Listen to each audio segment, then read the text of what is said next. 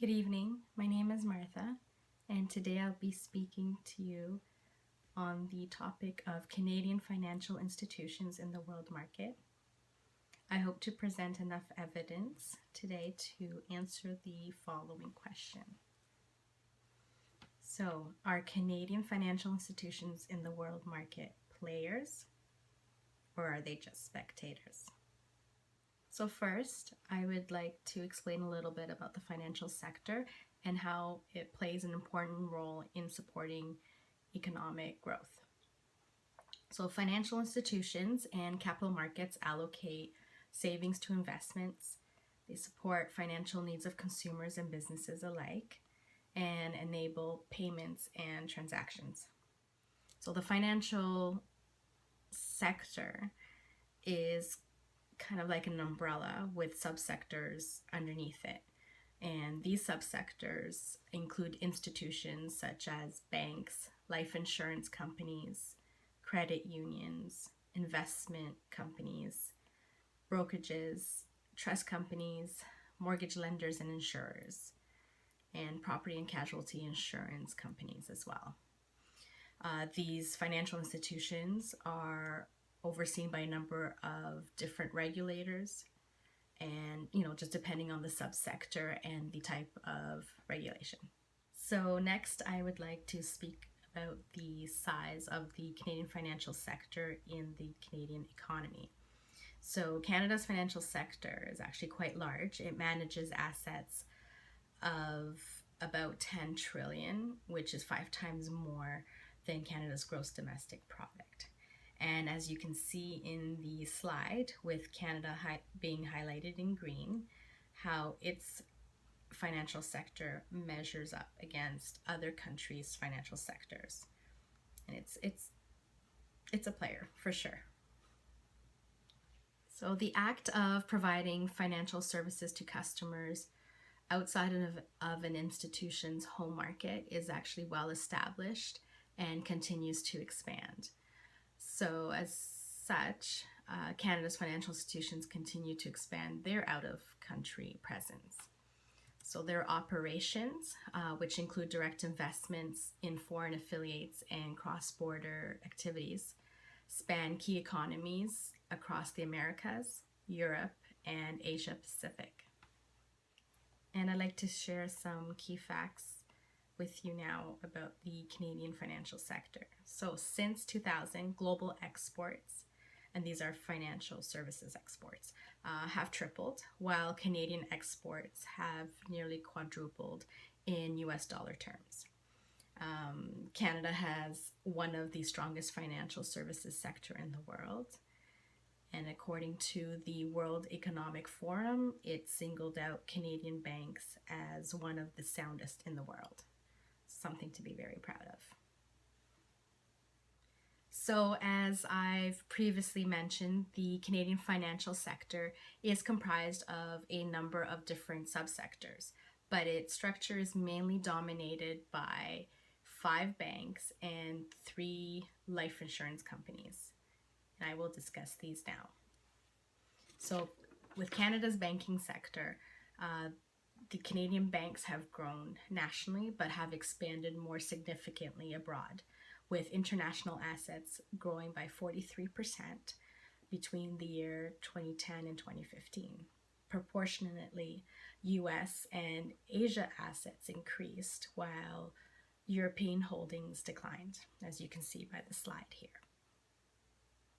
Moreover, Canada's 5 largest banks, which you can see in the slide beside me here, are among the world's largest 50 banks by market capitalization.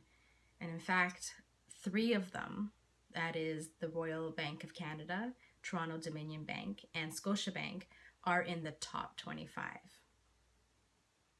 Next is Canada's insurance sector, which include property and casualty insurance and health and life insurance companies. So the Canadian property and casualty industry operates within Canadian national borders and seems to have no international operations. On the other hand, the Canadian health and life insurance industry has significant operations in international markets through its foreign branches and subsidiaries. They are therefore players in the global market as they operate in more than 20 countries and territories around the world. Between 2009 and 2014, the international assets of Canada's three large life insurers, which include Manulife Financial, Great West Life Co., and Sun Life Financial, grew by 42%, faster than their Canadian assets. And at present, life insurers generate over 40% of their total premiums from abroad and hold over 50% of their total assets outside of Canada. Additionally, a report published by the Canadian Life and Health Insurance Association says Canadian insurers have an outstanding track record of competing in foreign markets, with 61.6 billion or 41% of their worldwide premiums being generated abroad. And nearing the end of 2014, Canadian life and health insurers held 729 billion in assets for their operations outside Canada, accounting for 51% of their global total. Several factors help to explain the growth in global financial services export. The first is technological advancements and the greater adoption of electronic data processing and new era of internet banking services. The second is the growing international trade has increased the demand for credit to finance international business and investment activities. And thirdly, the global liberalization of regulations for financial services trade has widened the choice of financial services, institutions, and instruments that are available to consumers and companies.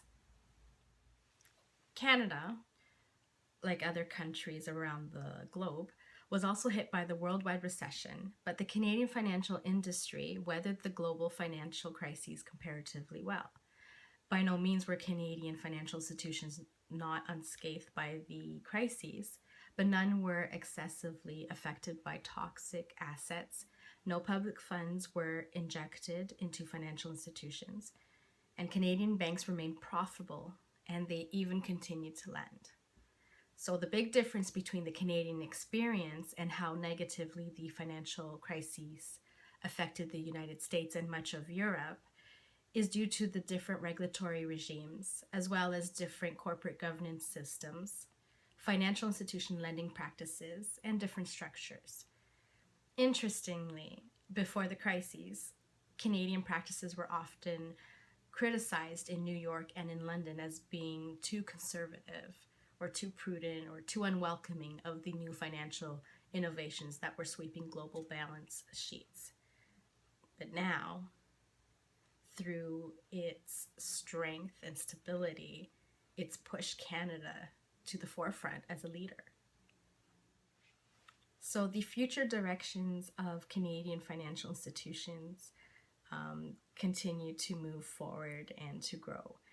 Since the 2008 financial crises, Canada has refocused and restructured certain operations abroad to cut costs, manage risk, and bolster longer-term growth. They have been selective in making foreign investment decisions, but that is in their nature to do so. But this has not stopped them from expanding their global footprint. So in summary, Canada's financial industry is large, with assets representing more than 5 times its gross domestic product. And although dominated by a small number of firms, its concentration has provided soundness, stability, and efficiency.